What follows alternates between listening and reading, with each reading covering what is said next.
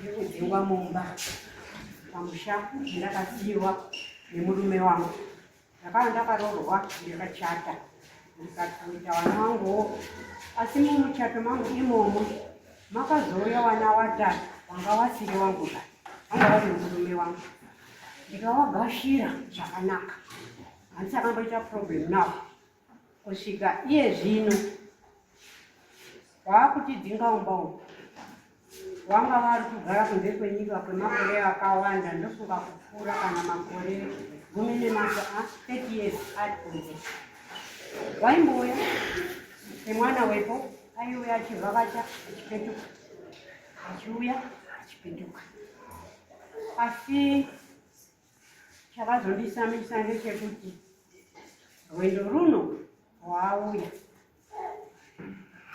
mumba umu, murume wanga akafa muna 1995, asi mushe wakandoramba uripo, hausakamboparadzwaba.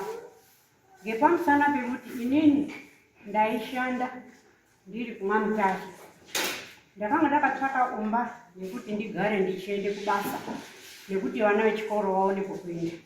Asi musha wakandonga uripo, zvese zvaitwa pamusha apa, zvingave rufu, muchato, ungano, kana vavakidzani vangu vafunga nehumbo hwekuti ndaiuya kumusha. Zvadarozvo mwana uyu anonzi Davis murume mukuru, waane makore 63, auya muna Julai. Wakasvika pamusha apa paigara muroora wangu mai Debbie, ndiye aigarapo nemurume wake asati afa, aigara pamusha apa, ndo vaichengeta pamusha nekuti muroora wangu akanga asingashandi. Zvino muroora wangu akazorwara, arwara kudaro wakafa gore rimwe iri muna February. Afa kudaro, Davis wakazouya achibva kunze kwenyika akasvika akambotombogara nemuroora wangu, akatombogara nawe mumba imomo achigara vese, mai Debbie achibika, uyo achidya naye. Handizivi kuti zvakazoshata papi. Mai Debbie wakaamba ngekudzingwa ari muroora wangu, mukadzi wemukorore wangu. Hadzi zvikazii ndiDavis, iwe wechibva pano uchiri kugarirei? Murume wako wakafa, chidzokera kumusha kwako. Inini ndakanga ndisipo, asi ndiwo masoro endakazwa ngemuroora, ndizvo zvaita Davis. Akatozvirongedza zviro zvako zvese munzvimbo imwe uchibva pano. Saka pane musi waakauya muroora, akauya kukwamutare endinogara, auya kobata maoko nemunina wake nemwana wangu akasaika. Vaakubva kumba mwamutare, hadzi takasvika paumba ndaona pachinhu paloko. Zvadarozvo vakatadza kupinde mumba, havazi kurarima, vakazotorara panext door pane muzukuru wedu loko wakarara. Vakandifonera vakati, mai, ndozvitaona zviri kuno, hatizi kupinde mumba. Zvakanaka, mangwana kuchiedza, ibvai maenda kutaurira sabhuku azive kuti ndizvo zviripo. Vakafuma kuenda sabhuku, vakaperekedzwa nevabanzi vavo kuenda kwasabhuku, vakanotaura nyaya yavo. Zvino chiri kutinetsa izvo ngechekuti kana kugarapo pamusha apa hapasi kugarika. Ndakatotora muroora wangu ambogara neni.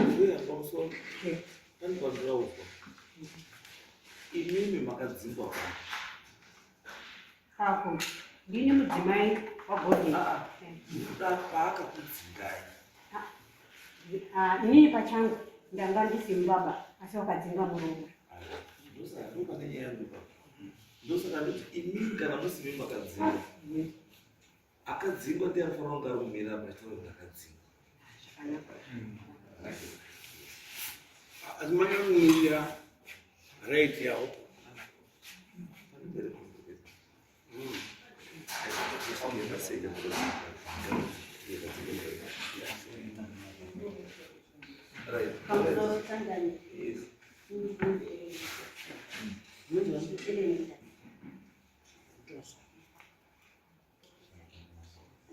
zvakaitika ndezvekuti ini ndakaroorwa muna 2002 ndaroorwa muna 2002 mhuri ikawirirana kuti ini ndigare pamusha panga pasina munhu aipaingogara murume wangu wawirirana kuti ini nemurume wangu tichagara tiri pamusha saka takagara tiripo taita vana vedu tiripo gogo waiuya wachimurara wachitiona wachidzokera pamutare mutimbuko wano ndokunemba yavo asi kuya baba waiuya wachitotaura kuti apo murudini apa murudini wariwo munhu angari aiona nezvinhu saka zvadaro muna 2016 baba mukuru vakavhakacha kwezuva 1 vakauya vakarara vakaenda muna 2017 imba yedu yakavhozhoka yavhozhoka murume wangu akataurira vanhu vese including baba mukuru vakati iwe nemukadzi wako tsvagai huswa mupfirire imba murume wakati zvakanaka imba ikagadziswa hayo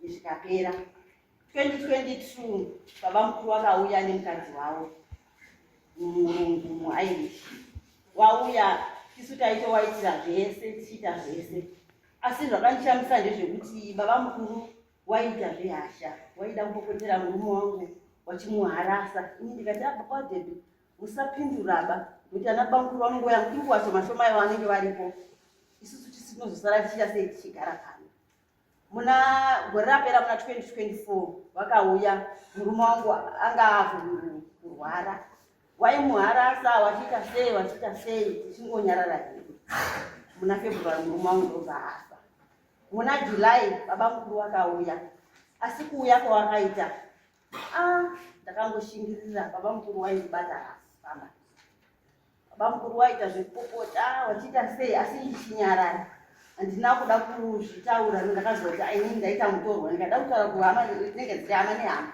saka ndakati Mwari ndibatsirei ndinyarare hangu saka zvadaro sekudaro umwe musi gogo wakatombouya achibata maoko baba mukuru wakati ndichamboenda kumakusenda ndakawati gogo wati mangwana ndikuuya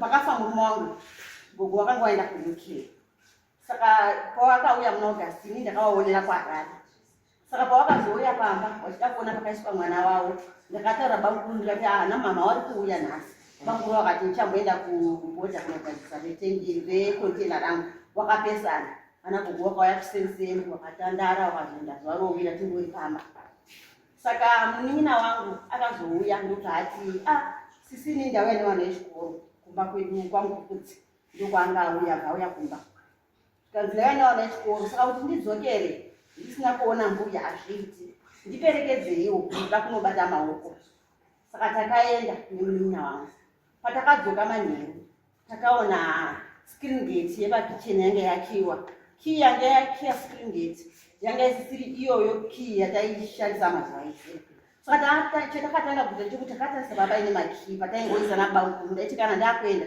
ndochengetawo ndoisa makii pababa mukuru waiziva paigara waive wachipindawo ini ndikanda kubudawo ndisipo baba mukuru wakubudawo ndisipo waingoisa makii papapo saka munhu wese aiziva paigara makii saka takatarisa panga paine makii takashaya ndobva taura pascreen gate yepakicheni makii aita sei achinjwa pane mamwe makii manowani amwe anokiya imba yese ndakanga ndisisina access yekunge ndiinawo ndinova mukuru bhandi remakii ndo wakanga wakugara nawo inini kii yandakanga ndakungowane access kwairi yange iri screen inge iri kii yepascreen gate ndo kii yandanga ndakungokuti kana ndidaochera kana mvura dzekumabathroom ndaitenderera nekukicheni nokuti iyi ndiyo wakanga wagara nebhangi racho saka ini ndakuti zvine basa rei kungonyarira chero ndiine pekupinda nepekubuda napo saka tadaro tabva kutauni takasvika tikabva tagara hedu panze sevanhu vanga vashaya kii inini pfungwa dzangu dzakanditaurira kuti musinga baba mukuru pawachinja kii wakanganwa wachibva waenda nemakii wasina kudzosera panzvimbo paya patinosisa saka takatogara muvharanda ndopatabatsa malaisi togara ino muvharanda takagara muvharanda kudaro dzadza kumapasi 7 ndopakasvika muzukuru wedu Christina anga abva kufamu saka semazuva ese anositi akabva kufamu anouya kuti mbuya muri sei saka paakasvika ini mbuya makagara panze zvaita sei ndakamuudza ndikati baba mukuru wachinja lokwe pakicheni saka wanenge wakanganwa kuisa patinosisa makii, saka ndo watakamirira kuti vauye. Saka takagara patakazoona nguva yakufamba yakabva auya anga ine mwana wake ari form 6 kuti waida kuchaisa laptop yavo, takatoiisa pavharanda patanga tiri, ndo patagara ino. Saka tati gare pakanzi handi yekumba tinobika, takaenda kumba tikanobika, ava ndobva wambosara havo vari pavharanda. Wachingouya kudai soro ndo pakabva panzi nemwana muzukuru wangu, mbuya malaiti epakicheni adzimwa, zvinoda kuti mumba mune vanhu. Kristina akati ngatibike sadza, kana tabika sadza tikatezodya sadza tinozoisirawo sekuru mubheseni kana wadini wauya wozoona chekuti wangaranezana here. Takaita seizvozvo ndobva azofona sekuru muripi, sekuru wakadaira wari kupopota. Saka takangoti pamwe ndezvekudhakwa ngatirare hedu tinozodini tozovaona mangwana, tongoti maidhebasi takuvaona pano chichi vautanga kupopota. Saka yangobva akatafoni akati tinozovaona mangwana. Saka takarara hedu, tarara kudaro makuseni acho mukadzi wemuzukuru wedu akasvika, takamutaurira kuti ini ndakabva nangoti makuseni manheriwaya ndibva ndati gogo tafamba zvakanaka, asi zvatafamba zvakanaka takutonorara kwaKristina nekuti baba mukuru wanenge wakanganwa petinosisa makii avapo. Vanhu ndanenge wataura kuti baba mukuru avapo wakanganwa pekuisa makii. Saka petakazoona kuti mumba mune munhu baba mukuru wapopota hatina kutanga kuzvitaura. Makuseni acho ndo pakabva pazosvika mumwe mukadzi wemuzukuru wedu ochifonera sekuru muripi, sekuru wari kupopota. Vatashiyotoita sei? Ndokutangoti ngatiende kukazini bradha yababa wadzipi tinowataura kuti ndo nyaya iripo, takirwa panze. Takakirwa panze muvasuku apa mamba mamwe mapirisangu epina ndisinotombwanga. Vatatoenda hedu kuna baba mukuru, tasvikaona baba mukuru wakasimudza foni. Baba mukuru wasimudza foni wakati baba munini muripi, zvikanzi ndiripo pamba, zvikanzi maidebi wangu vari panapa. Wakabva wapindura wakati imi mukoma Devi siyana nenyaya dzekabhodheni panapa, iwe ita zvekumba kwako. Baba mukuru wakamboita kakukumbuka, asi semunhu mukuru wakabva wazoti nyaya iyi handichaigoni ndega, chandakuda kuti muti ndichikuti muende kwasabhuku, asi inini ndikatsva nezuva health yangu haisi kuita zvakanaka. Wakabva wati tiende namai guru nemuzukuru wedu mukadzi waStendley naKristina neni tikatoenda kwasabhuku. Takasvika kwasabhuku tikarondedzera nyaya yese, tarondedzera nyaya yese kwasabhuku. Sabhuku wakabata foni ndobva wati samuchanuka maswera sei? Samuchanuka wakati ndaswera hangu zvakanaka. Kanzi ndina maidhepi pano mawakira panze. Kanzi mune zibenziri ndiro ratondikira panze. Kanzi atikuita zvemahondeba tati ndina maidhepi. Dai maidhepi waiwani makii wangadai wakangoti kwawakabva kwawakabva wangotokirira zvawakapindamo. Ndati uyai pano tikanzi ndikwanisi ndira kuenda kuindaneti watsonga. Sabhuku wakati oraiti tisiyai makii pamunosiyaisa pacho ndiri kuuya namaidhepi. Takatungamizana naSabhuku nyambani tikaenda. Patakasvika ndakatasiva paine makii ezvizhopa pangori nekii 1. Sabhuku akabvunza kuti pane kii 1 dzimwe dzacho dziripi? Ndikati dzina baba mukuru. Takapinda mumba wakandisiya hangu ndamumba. Kwazoti mangwana acho baba mukuru akaenda kutaundi. Waenda kutaundi wakadzoka mumazuva arovira. Kwakadzoka mazuva arovira ndanditori mukicheni yemumba ndine zvindandichitoita hangu, ndandakavhara uri pasi nepamusoro, asi screen yangu isinokwira zvezvokuti ingodzorera kudai hazina kukiwa harina zvese. Zvavangushongoti zvezvokuti akavhunduka. Ndavhunduka kuda ndakati manheri baba mukuru havana kundidaira, ongozitsvimbo ravo vangu vainaro watangondinongedza. Wakati iwewe ndanditolandiita action dzekuti ungabva pano nei uri kurambira pano, enda kwababa wako gomusai uyo ari apo takamuita. Handina kudaira, ndakaramba ndakanyarara. Ndobva waenda kumabedroom wanotura secheo yavo waisa bedroom wadzoka. Wakadzoka wanga wapa foni wati paloudspeaker. Ndobva wati Magumbo ndoti udaidze muzukuru wedu, ndoti udaidze nharaunda yese muye panapa, ini handichakwanisi kugara namaidhepi panapa. Saka muzukuru we akavhunduka, nguva shoma shoma wangu watosvika nekuti mataura anga achiita sekuru anga nyasha. Nguva shoma shoma wakasvika tikagara kugazebhu. Tagara kugazebhu sekuru wakatanga kutaura nyaya dzavo dzawaitaura.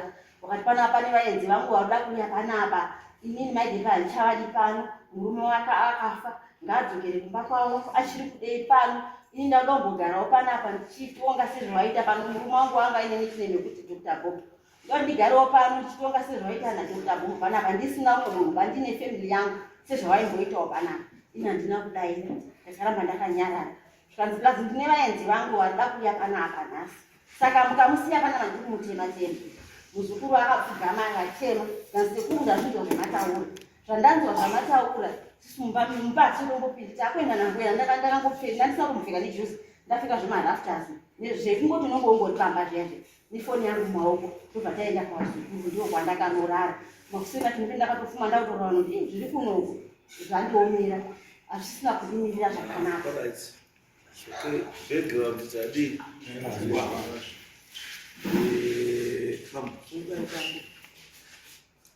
I think it's a tower. Yes, a tungular response.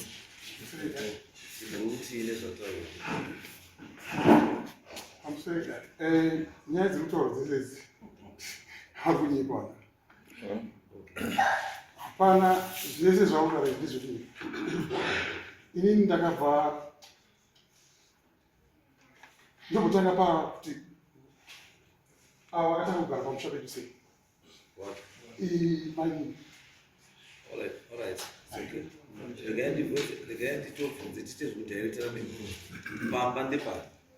Pamba ndepabva kwedu. Ndepabva. Imimi nani. Nevaninawo nevamwe vese. Nevaninawo nevakadzi wenyu nevana wenyu mezati. Saka uyu uripo here pano ufuna kuchigara pano. Anga aripo. Akazoita sei? Zvakazoitika ndizvoda. Ini ndakauya muna July. Ndine nzwi yangu iri kuuya yanga ichipinda munyika. Saka I think ndakagara about nearly 2 months. Only imwe shipment yanga ikasvika kuCape Town. Payakabuda madogs ndakabva ndamhanya. It was only Monday. Ndikaenda kuCape Town. Ndakadzoka iri Saturday manheru. Handinyazoziva. Pandakadzoka ari manheru pakati peusiku. Ndikasvika kumba. Amai nini vakadzurira. Ndikapinda. Mangwana makuseni acho. Chibva ndakuexplaina amai nini. Makii, ndine makii. Because makii ari pamba ndinomatenga ndiangu. Ndinakamatenga. Pane kii yatinoshandisa pagate pane vana 2. Instead of tise zvikuisa pasi mozokanganwa and this and that. Inini chitora 1 mwana, ini ndotora 1 mwana. Kuti whoever anenge asvika anokwanisa kupinda mu. Anokwanisa kupinda mu. Vatanga kupenga. Vakaura gundisai, wakazodini, akatanga kupopota. Ndikasheka. Zviri pano. Pandikauza kuti amai nini munozati manje ndine internet kuti ndione internet ndinoenda kuonini kwatsonga. Vanhu vekuonini vanhu vekuzimbira vanhu kudhila navo vari kuFox. Saka vakandifonera kana kuti akati handikwanisa kuti ndibude pamba panapa ndisina makii. Zoona wacho ipo patapedza kutaura munyaya iyoyo chibva ndapinda zvangu muda. Ndafonderwa kuma-10-11 nevanhu kusimba zvikazi interview yako yari uya. Ndabva ndasunguka ndabva ndaenda. Ndadzoka manheru kuma-3 ndikasvika pamba pakakii. Ndikatendera ndikatsvaka patinoisa makii hapana. Ndikafonera amai nini dzasvika kuma-4 pandakafonera. Ndikati amai nini muripi? Zvikazi abva kutoseka. Ndikati amai nini muripi? Akutoseka. Ndakuuya. Ndikati muripi? Ndoda kuziva kuti kana muri padhuze ndakausa kudini kuuya kuzokutora mari yacho. Akutoseka. Ndikati tiri kuuya. That was around 4. Vakazouya kuma-9 zimani. Apa ndakagara mudare. mambo asana bwina msango bwina unita but first time is first time and kwedu kwakacha so nakashubi anyway wakauya kumanai ndandini shopping yangu wakandivhurira ndakaenda straight to dress it's home. The night before pandakauya kubva kuCape Town Broma ane plus pandakanosiya mzee yangu kutransfer saka akandipa mafrozen chicken about 6 saka pandakakwira ndege pandakazokwira bhazi rekuuya kwaMutare ndazokwira ndikati oh no hatina fridge kuno baba muri utirebesere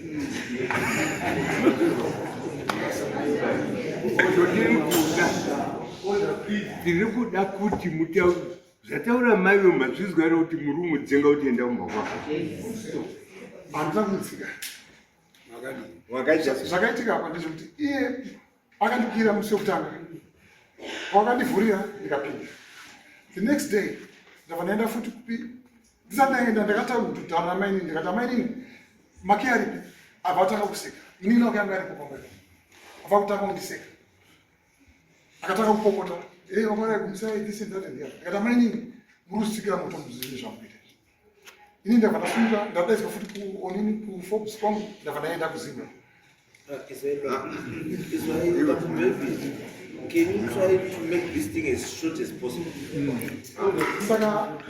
Saka musi wekutanga andikira the second day ndaenda kuZimbabwe ndadzoka kubva kuZimbabwe kuma4 ndikasvika futi pamba pakakira ndipo iri wangabva madhenda kumba kwako nenyaya iyo handina kuti hapana zvakambosika makazobudisa kuti enda kumba kwako pasoko ripi hapana musi wasoko iro saka uri unyepa kamaimu ari kunyepa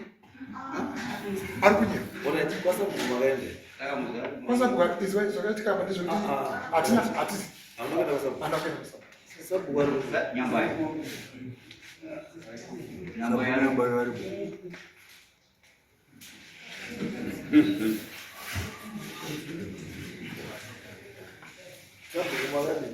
Tipeni makanyiri. Yes.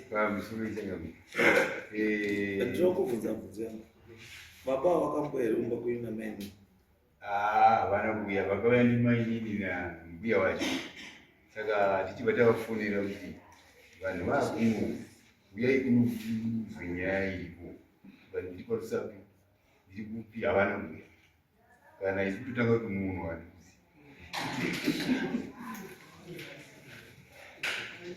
Munotanga kuti munhu hamusati wambotaura naye.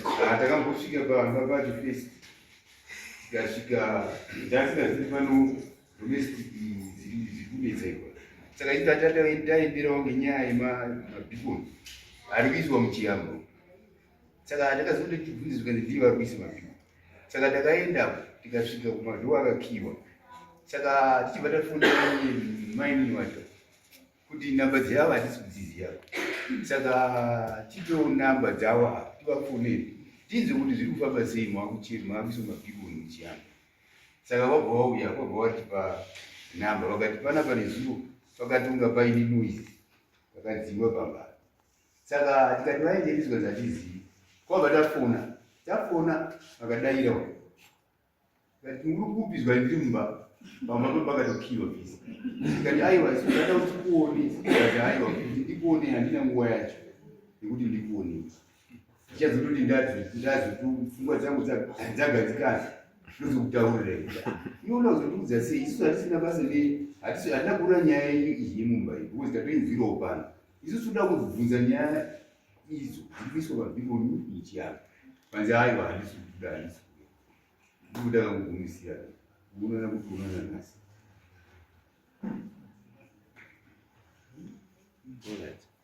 Saka nyaya iripo ndeyekuti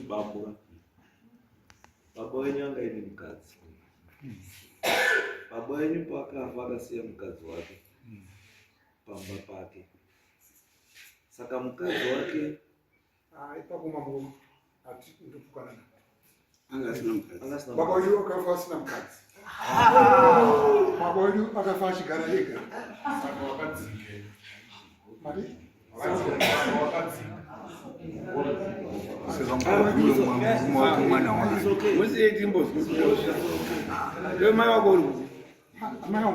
Amango anogara wakarona kabongo. Uri bako Right. Saka iwo wakasvika pamba Wasvika paina. une here wamuwanina une here wanina kana uchiwa nawo baba wako wawina waunoziva Wandoziva? Andoziva vese. unoziva wese baba wako akamubvira aroora Vakamborora. wakaroorani Vakarora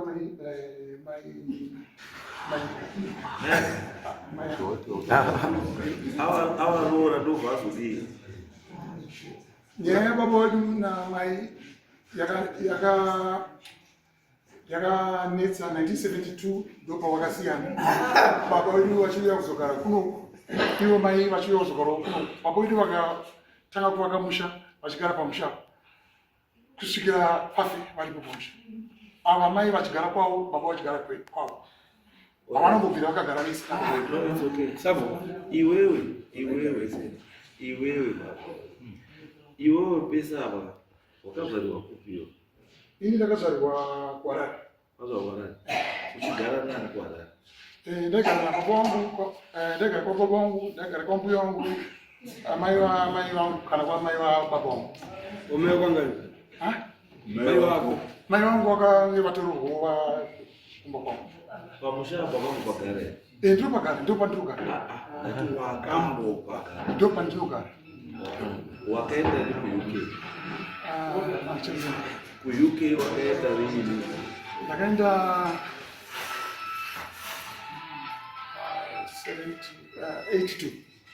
82 so which means kubva 1982 kusvika izvi wanga usingagari pamba Handachikura ndiuya baba, ndasakagara.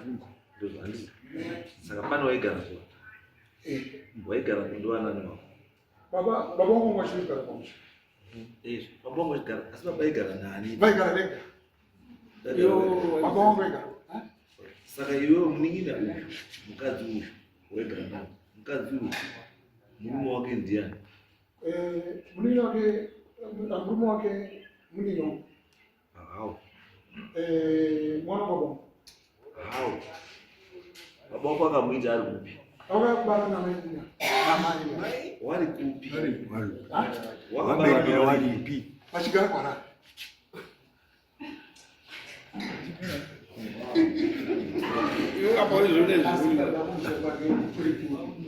Musha uyu watozopera kuvakwa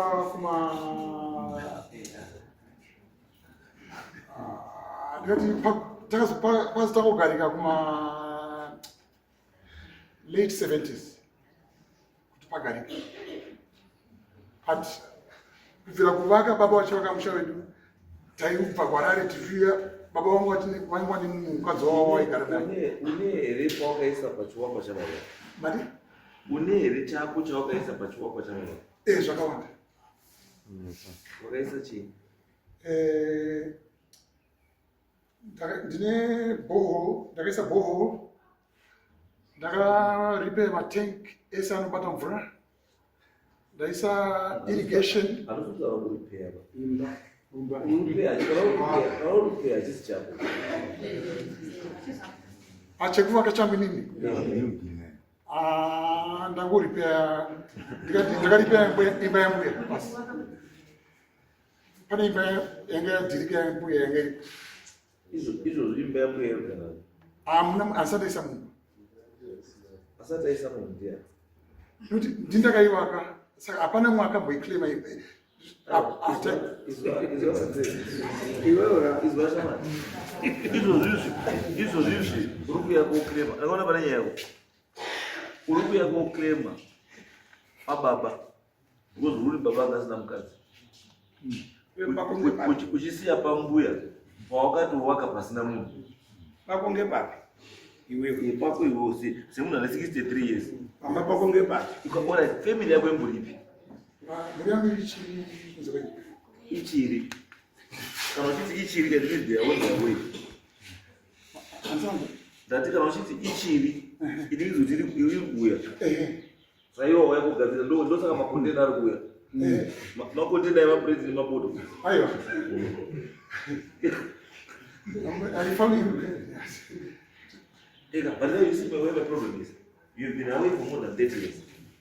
And so if you're not good at that, what you want? If you're not going over and what's going on? When you go down, you're going to be Nikuenda WhatsApp. kana paine ndi utuzwa kile pako iwo utuzwa kile pako zviro zvako zvomira zvakadi zvakanaka. You can't tell me you've been UK for 30 more than 30 years. At least you have got no home that you call yours. Ndi maya waula bota wasimkazi wako. What's the basis? Ande mshato kama hiyo. mchato unaso Semulamu baula iwe chato. Anga gode ndiri. Iwe pambo Yo bien. Wachina ya wakati kana babari. Papa gana papa. Kufira bonga chata vaigara isi.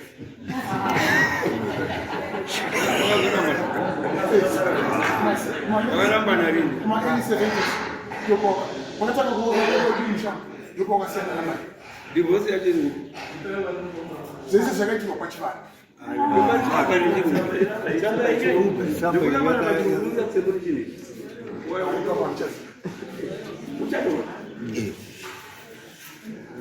Iwo wakabalo hii. 1962. Which means my 70s old or almost of 15 years. So how do you know this? Almost not did, almost a good night. When Garana Maya Waguna Nambu and Rassi, What was Uyo? it's about 2 running every year, 2 from 1972. We're talking of 10 years, that was on 1962. We're talking of 9 years. Utoa nini 9 years? And utoa nini you 9 years old. So you tell me what I count you just get you 9 years. Yangara kwa. Aga we are vulava. You were pagana ngoma yao hiyo moja garogo. Take a baba wewe. Babagu. Ina magoli magari. Bina magoli magari. Well, durante o dia gara kwa na baba. Uji kuli magoli mangani. Daula. We dig, we are talking about anything below 18 years. Do we dig? So as to pa anything before below 18, you will bad.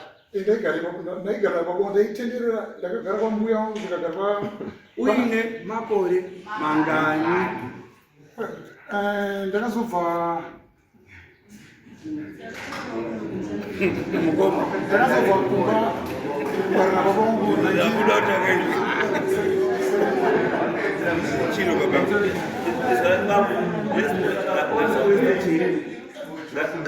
That's how we stage time. That's how we wasted time. There's no resolution. Uyu mnarabo mukazi wa baba, she is the surviving spouse. Yes. Can I the surviving spouse? She is entitled to the estate yemurume wake kusvika afa. Yes. Kana azofa, that's when imimi sewana you come in as beneficiaries.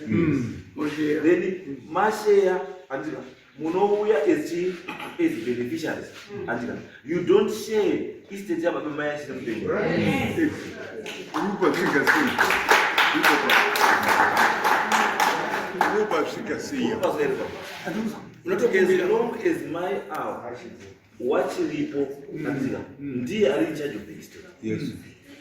Imimi kana mayu akafa from amongst imimi wana wacho anditi mochichuza chi executor which estate yani ya baba wewe anditi ma yapo then moshare estate yani ya baba because you cannot all be crying for imbaya kawa kwana baba imimi mutaza kwa kazi because those are people who kule ipo no get out and build your own house.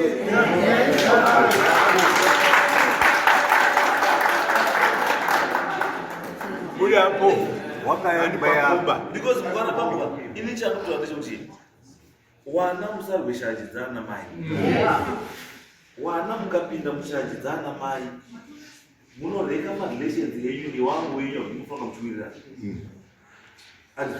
Wana mai kana warwa siya wana mai warwa sei imimi wana ichauka pasina chamukuzi mukangopindira munyaya idzodzo chete zvatopera because inini kumwa kwangu ndandoita panguva imimi muri munhu aamachua handisi zvomamachua hamufanira kunga munondirakidza kasaini yedesperation. You are showing me my desperation. And you've been away for more than 8 years from the UK. And you come here, what we are going to say,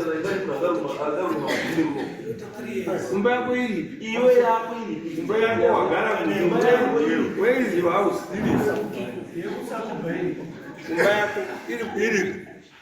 I'm not saying out Antina. Those advice are not to paper. They would have. Can I must not pay you? My wife story for and she was say my could you mean the Gassiwana na Baba? Yes, and Maya, I don't know the telephone. So that the Muria make away.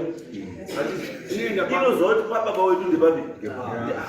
Because you kafa wanokosa wachato iyu kuoneka pabaiba because imba isi imba kwa imba sekuru wana wana sekuru wana timbadie Ndoga wani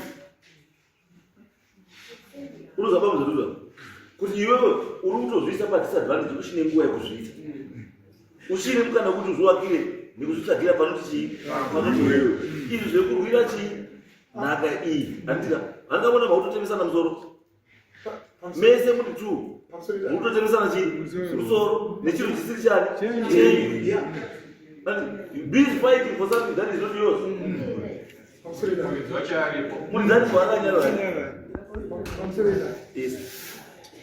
kuti ndiyezosvika pakuti tisvike kuno kudari nayo ingadai ngasina kutikira paakakiya ndakachinja makii ndikamusiyira kii yekuti apinde nayo ndiri kuti bambuka pamakona makunetsana namainini muri tu maizviziva imi kuti pamunetsana namainini muri tu pane muridzi maifana kuenda kune muridzi kuti mai panapa tiri hasi kugara zvakanaka nani namainini pane issue yakati then mai wokutaurira kuti wana kugarai makanaka kuti mugarisike zvakadii zvakanaka but your attitude towards mai ndiyo iri kuita kuti muononga mai pasina matambudziko ovadii ovawedzera. Alright, okay. Pamusoro chakabereki inini zita rangu ndoitwa muna Mchanika ndiri muzukuru wambuya chimbogara pasi imigara pasi. Yes. Dambudziko ririko kumusha ndakakurira pamusha ndichengetwa nambuya nasekuru ndiri muzukuru mukuru. Sekuru wedu baba hapachatogari pane nyaya yambuya wedu warara asi inyaya hombe chaizvo. Sekuru wedu manzwa vachinzi hanzi kukunza vaenzi vangu in'anga dzakaunzwa pamusha ipapo dzichiridza ngoma kwemazuva. Mbuya wedu vakatikudza tichienda kumethodist mukatitarisa tese hatina nyora pasi takakudzwa pachikristu asi sekuru vaakuuya vachichishorokodza kwe. Mbuya vakashakirwa nasekuru wedu mukorore wavo naFebruary havana kuuya kubata maoko bhoho rese ravari kutaura havana kana musowa wakambouya vachitaura nayo maiyo ndo zvandafunga vari kudisrespecta mbuya wedu. Ndine maposta avanoisa paFacebook vachituka mbuya wedu. Mbuya wedu wakatichengeta. Mbuya wakavachengeta ivo sekuru havasi kuzvitaura havo asi wakagara navo kudanga mvura kumapiyu. Sekuru wedu ivo vari kuti baba wavo wanga wasipoba. Mbuya wakatora wanga vari Messi wakavaendesa paHadzihwa kuti vanofunda newana wavo vamwe vanga varipo 4 asi wakadzingwa nenyaya yemusikazwa. Wakadzingwa nenyaya yemusikazwa. Izvozvi vakuuya papepa randakupai pane maFacebook screenshots vachituka mbuya wedu. Pane matext message avaitumira ivo mbuya wedu maidebutasi vachivatuka vachiunza n'anga ipapo pamusha ipapo vakasvika pamusha ipapo maidhepe wadzimba vakasvika pakandwa raisi musha wese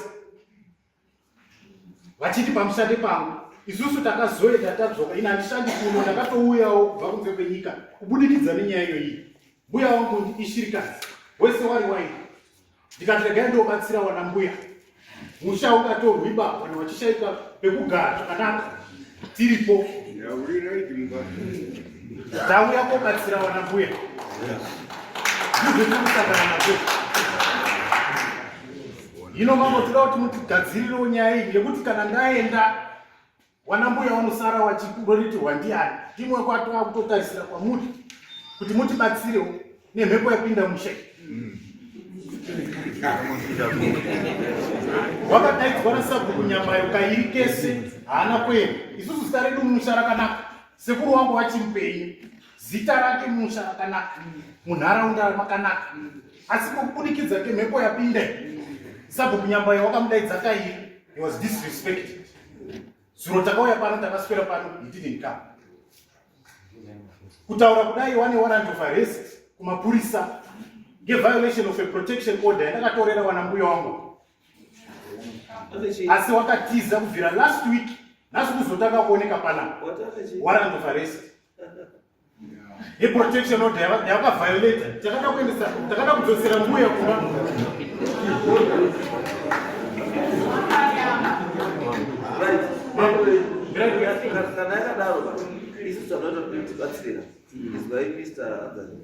Davis, we are trying to assist you.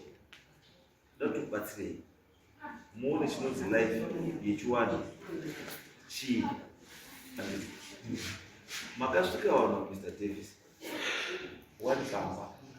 Wachikana zakadi. Andika. People must continue on about zakadi. One of them change their lifestyle just because one of them okay. You are aware of okay. Akati UK nemburi yedu wenda makabudira mu UK kana makafeira mu UK ndezvenyu nemburi yake kandi mukati mimi unotora mafrustration zeku UK kuya nawo kuZimbabwe if you are not careful you will be forced to beg to UK again and then maybe you end up with South Africa. UK not start to do saka ndoti ngatiite wani ngatiite wani tisana muupenyu wechi mai ndiani because mai uyu akasi mukadzi weimba baba akati mukadzi wababa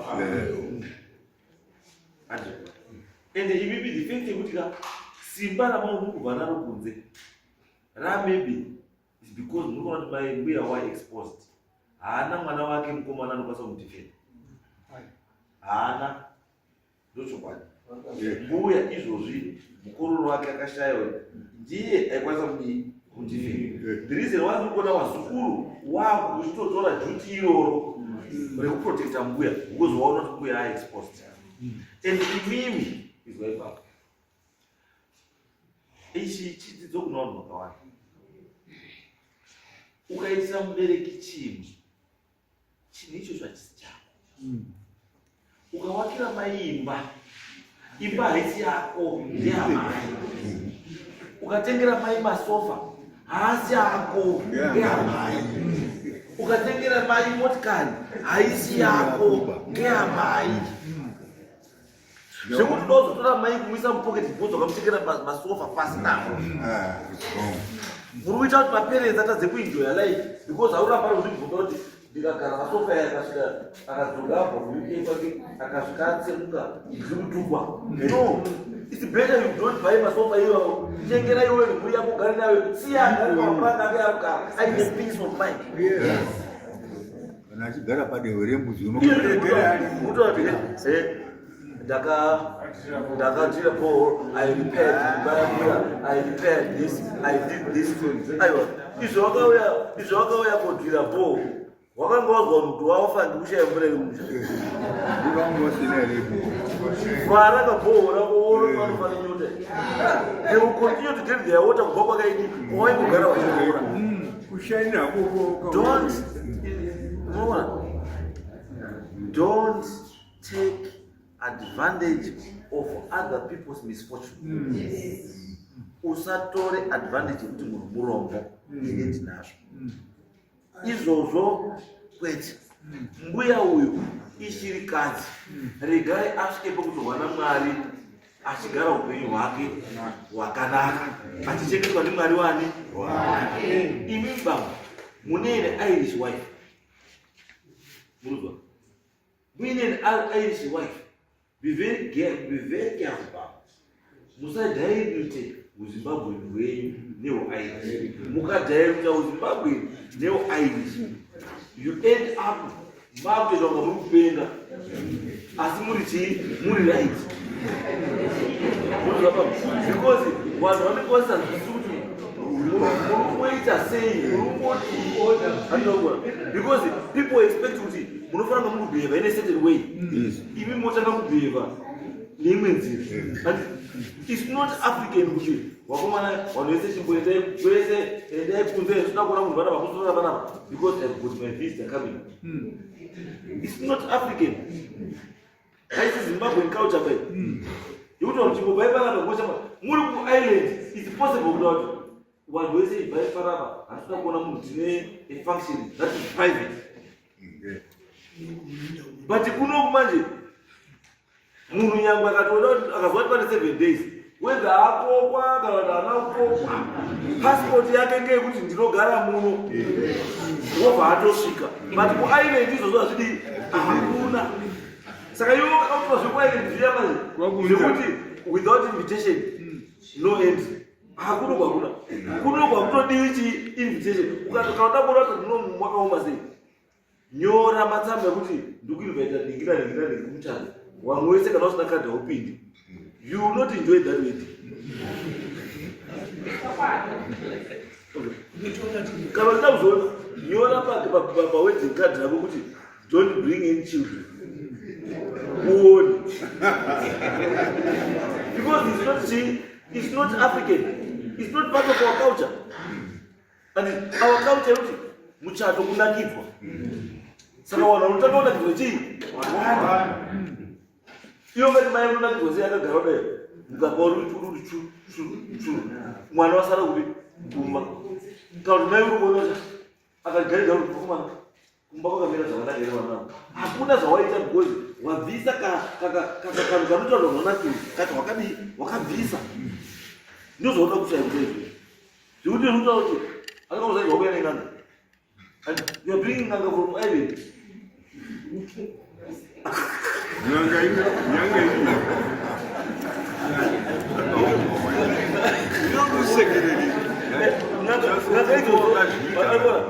Nganga zikuda kudii pamba pasiri pani.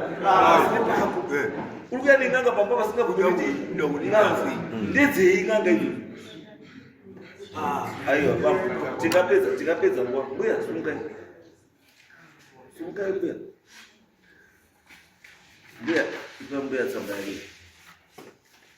Mbuya pamba ndepenyu hamudzingwi nemunhu pamba pani penyu. Imimi ndingi nemaruramiro ekutodzinga vanhu. Mukatora munguva anetsa mbuya munyorerei peace order. Atsvage kunoti kwani.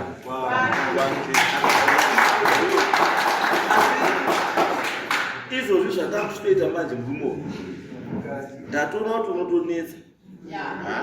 Izvo ari kutodiwa nemapurisa security iri.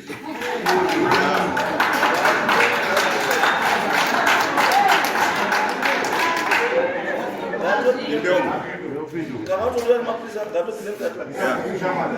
Yes.